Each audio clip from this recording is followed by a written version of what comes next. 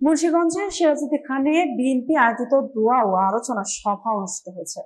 সভার মূল উদ্দেশ্য ছিল বিএনপি চেয়ারপারসন দেশনেত্রী বেগম খালেদা জিয়ার রোগ মুক্তি কামনা ও ভারপ্রাপ্ত চেয়ারম্যান তারেক রহমান কর্তৃক জাতির সামনে উপস্থাপিত রাষ্ট্র কাঠামো মেরামতের 31 দফা বাস্তবায়ন। মুন্সিগঞ্জ প্রতিনিধি লিসান আহমেদ জানান, শনিবার 27 সেপ্টেম্বর বিকাল 3:30টায় কেআইএম ইউনিয়নের নিমতলা শিকদার মার্কেট সংলগ্ন স্থানে এই সভা অনুষ্ঠিত হয়। সভাপতিত্ব করেন মুন্সিগঞ্জ জেলা বিএনপি আহ্বায়ক কমিটির সদস্য সাবেক সিরাজউদ্দিন খান, উপজেলা বিএনপির সভাপতি বীর মুক্তিযোদ্ধা আব্দুল কুদ্দুস ধেয়র। সঞ্চালনা করেন জেলা ছাত্রদলের সাবেক যুগ্ম সম্পাদক ফয়সাল আহমেদ। সভায় প্রধান অতিথি হিসেবে উপস্থিত ছিলেন মুন্সিগঞ্জ জেলা বিএনপি আহ্বায়ক কমিটির সদস্য শ্রীনগর উপজেলার সাবেক চেয়ারম্যান মোহাম্মদ মুমিন আলী। এছাড়া জেলা ও উপজেলা বিএনপি, যুবদল, ছাত্রদল, স্বেচ্ছাসেবক দল ও মহিলা দলের নেতৃবৃন্দ উপস্থিত ছিলেন। সভার বক্তারা খালেদা জিয়ার সুস্বাস্থ্য ও 31 দফার সফল বাস্তবায়নের গুরুত্ব তুলে ধরেন। তারা দেশনেত্রীর রোগ মুক্তি ও দেশের রাজনৈতিক স্থিতিশীলতার জন্য সকলকে ঐক্যবদ্ধ থাকার আহ্বান জানান।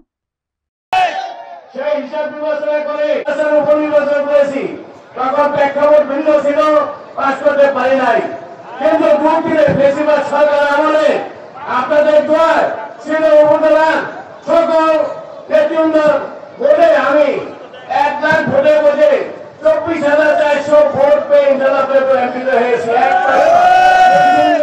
আপনারা সকলে জানেন, এখনো বর্তমান সরকারকে সুস্থ নিরাপত্তা তত্ত্বাবধায়ক সরকার অতিরিক্ত নির্বাচন এবং বাংলাদেশের মানুষকে যেন শান্তিতে বসবাস করে সেজন্য আরো আছে 29টা। আপনাদের সকলের কাছে আমরা কাগজ আপনাদের বসতে কোনো সমস্যা হবে না। আমি কেবল একটা মানুষ, আমি একটা সাধারণ মানুষ।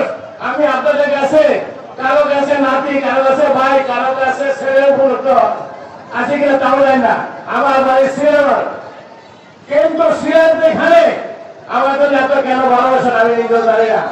আজকে এত সিরাজউদ্দিন খানে আছে কে যেমন ভুইয়া সহ আমার চেয়ারম্যান সহ তারা আছে সকল